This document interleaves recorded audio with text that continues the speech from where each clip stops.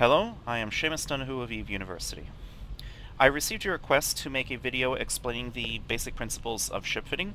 Since that is a deep and complex subject, for most of this episode you're going to have to deal with my droning on. This is the droning on. It is a Vexor-class Galente cruiser that I last used to run missions sometime in late 2009, back when I was a new player in the game. So, the first thing you should do when you're looking at a ship and you're trying to figure out how to fit it is to show info on the ship and read what the bonuses are. Right. In the case of the Vexor, it's a 5% bonus to medium hybrid turret damage and 10% bonus to drone hit points, damage, and mining yield per skill level. I'm going to set this ship up for running level 2 missions.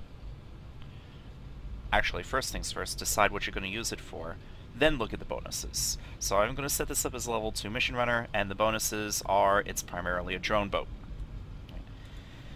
Now on most ships, the drones are a bit of an afterthought, since the drone, whatever drones you fit, are usually independent of the modules and rigs that you put on. However, in the case of drone boats, I would say fit the drone bay first.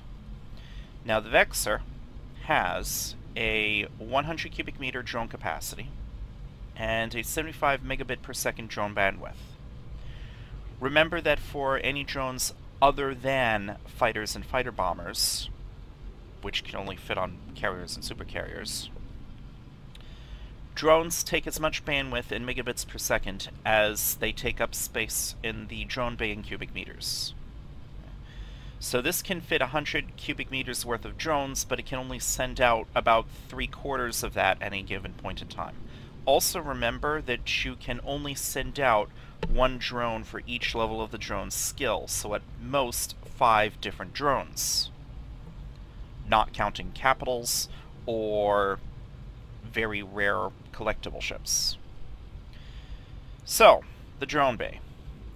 The first thing I typically throw in there is 5 light drones of some kind. Hobgoblins typically, though if you're running missions against the Angel Cartel, you'll want to use the Minmatar Warrior 1s instead. So this deals with frigates, since they have the easiest time trying to hit frigates. For anything larger than frigates, basically cruiser up usually, although I might also send this against Destroyer and up, I have 2 Ogres, 2 Hammerheads, and Hobgoblin. These 5 drones take up 75 cubic meters and 75 megabits per second bandwidth. You can right-click on the drones and show info, and you can look at the damage modifiers for the drones, how much raw damage they do, if I can figure out where that number is on. Here we go, thermal damage 48 hit points, rate of fire 4 seconds. You can study those numbers, and you will realize that this combination of 5 drones, basically 2 Hammerheads and a Hobgoblin, would do more damage than just a 3rd Ogre. So this is, given that I have drones level 5, this is how I would load out a Vexor. So I would group this as light Galente, and I would group this as combined arms. Remember that you can only group your drones while in space. So that's the most important thing on a drone boat, figure out what drone configuration you're bringing. For missions, you want to be able to sustain as much enemy fire as possible. So, I would throw on... oh, I forgot. Look at the slot configuration on a ship. A Vexor has 5 high slots, 3 medium slots, 4 low slots. Ships that have more low slots than mid slots will typically armor tank. Ships with more mid slots than low slots will typically shield tank. There are exceptions. You can go against this rule if, well, this guideline really, if you know what you're doing. But I'm going to armor tank this one.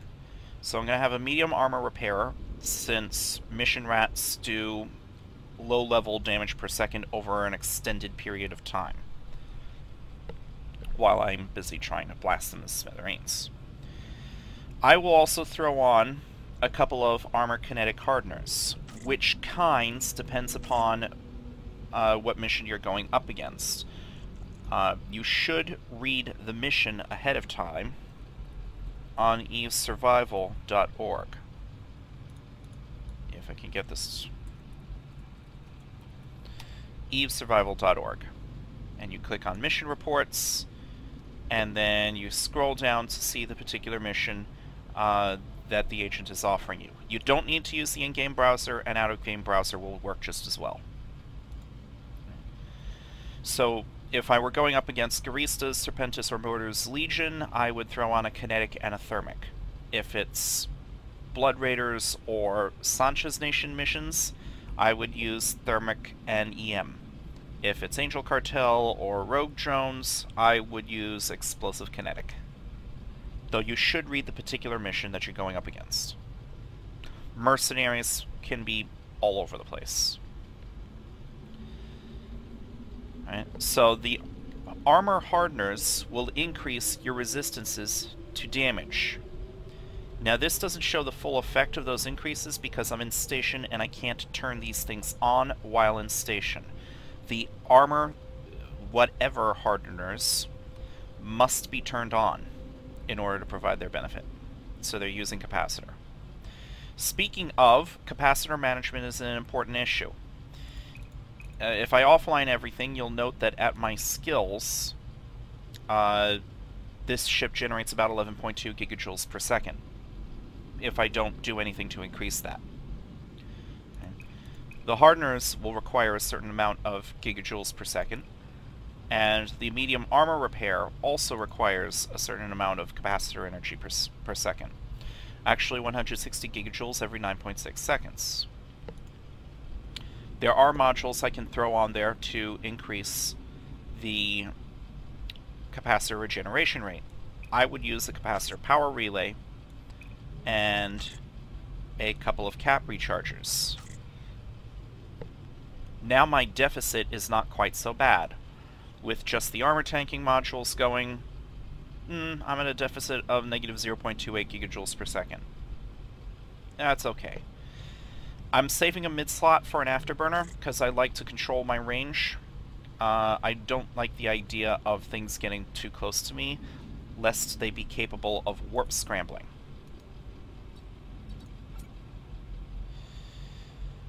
Speaking of, normally you would give some serious consideration to your weapons, but since this is a drone boat, most of your damage will come from your drones, not your own onboard weapons.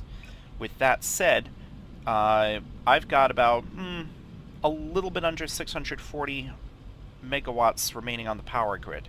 So if I wanted to make use of all 4 turret hardpoints, I'd have to choose weapons that would take up less than 160 megawatts each.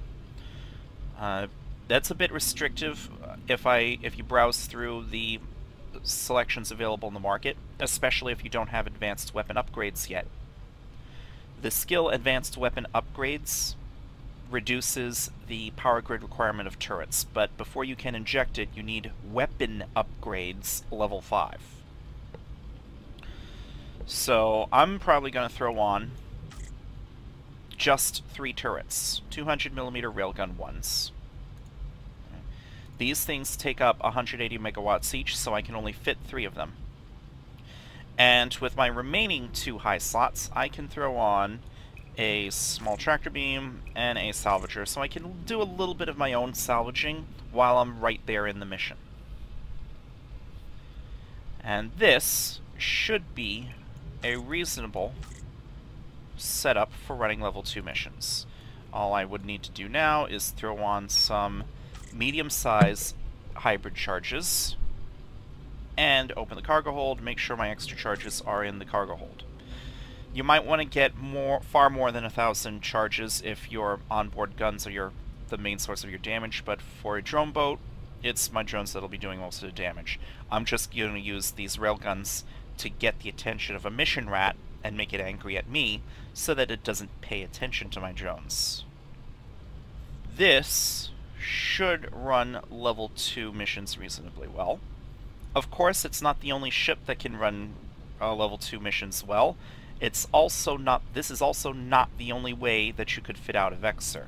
There are different ways that you could fit a Vexor. If you don't care about speed, but you do care about being able to run your tank cap stable, you could drop the afterburner and get another cap recharger Actually, given the small size of the capacitor on this thing, it might be beneficial to throw on a medium capacitor battery. You'll have to play around with the fit. For my fellow Macintosh users, there is a third-party program called Python Fitting Assistant. See if you can get that installed. It's a bit of a pain to get that installed, as I recall. For Windows users, you've got EveMon. So get one of those programs. You can play around with all sorts of hypothetical ship fittings and see how well that it might do, at least according to the statistics. In the meantime, thank you for watching.